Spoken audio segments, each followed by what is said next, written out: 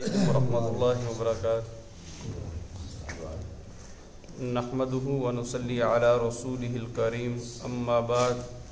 قال الله تبارك وتعالى في الكلام المجيد اعوذ بالله السميع العليم من الشيطان الرجيم بسم الله الرحمن الرحيم حافظوا على الصلوات والصلاة الوسطى وقوموا لله قانتين حافظو حفاظت کرو علی الصلوات سب نمازوں کی والصلاة الوسطی اور درمیانی نماز کی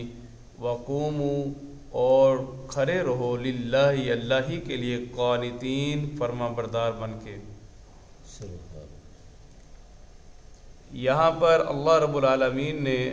نکاح اور طلاق کے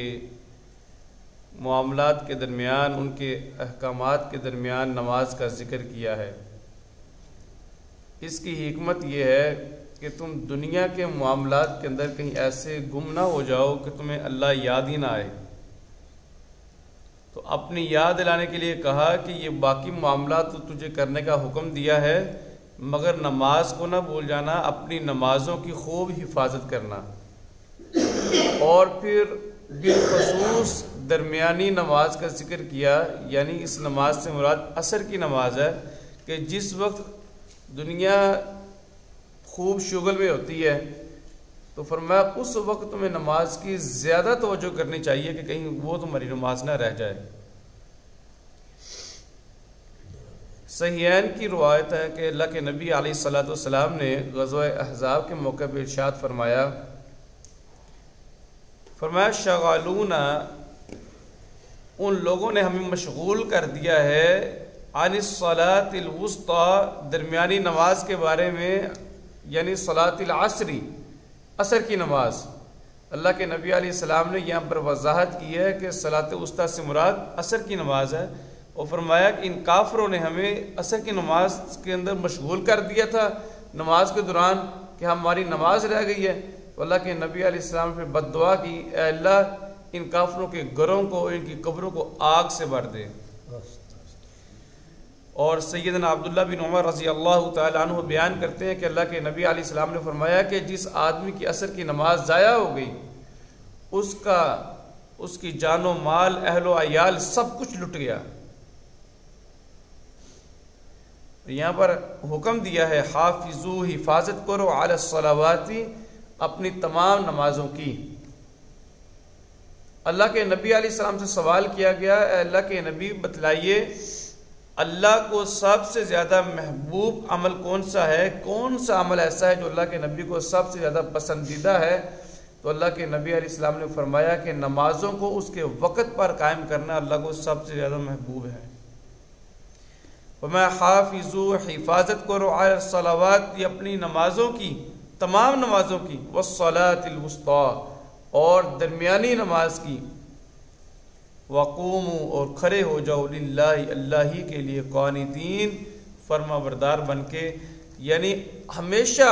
اللہ کے فرما بردار بن کے ہی رہو۔ یہاں کھڑے ہونے سے مراد ایک تو یہ ہے کہ نماز کی حالت میں جب ہم کھڑے ہوتے ہیں، قیام کرتے ہیں تو اللہ کے لیے، اس سے یہ بھی چیز معلوم ہوئی کہ قیام صرف اللہ کی ذات کے لیے، کسی اور کے لیے نہیں ہے۔ اگر کوئی آدمی آ جائے تو اس کے لیے استقبال کے لیے کھڑے ہونا، چند قدم آگے چل کے جانا، یہ جائز اور سنت ہے، لیکن وہیں پر کھڑے ہو جانا صرف اس کی تعظیم اور اس کی عزت کے لیے، اور آگے استقبال والا بھی چکر نہیں ہے کہ وہ آیا اس لیے ہم بار بار بھی کھڑے ہونا، یہ اسلام کے اندر جائز نہیں ہے۔ جس طرح ہمارے سکولز میں ہوتا ہے کہ ٹیچر کلاس میں جاتا ہے، سارے بچے کھڑے ہو جاتے ہیں اور انہیں مجبور کیا جاتا ہے کہ جو نہیں کھڑا ہوگا اس کو مار پڑتی ہے۔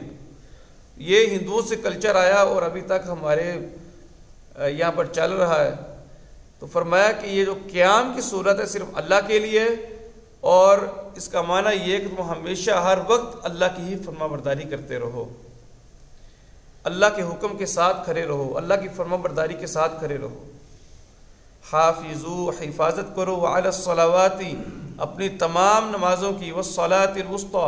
اور درمیانی نماز یعنی عصر کی نماز کی، وقوموا اور کھڑے رہو للہ اللہ ہی کے لیے قانتین فرما بردار بن کے. ریوائز کر لیجئے. حافظو حفاظت کرو علی الصلوات تمام نمازوں کی والصلاۃ الوسطی اور درمیانی نماز کی وقوموا اور کھڑے رہو للہ اللہ ہی کے لیے قانتین فرما بردار بن کر. حافظو حفاظت کرو علی الصلوات تمام نمازوں کی والصلاۃ الوسطی اور درمیانی نماز کی وقوموا اور کھڑے رہو للہ اللہ ہی کے لیے قانتین فرما بردار بن کر. حافظو حفاظت کرو علی الصلوات تمام نمازوں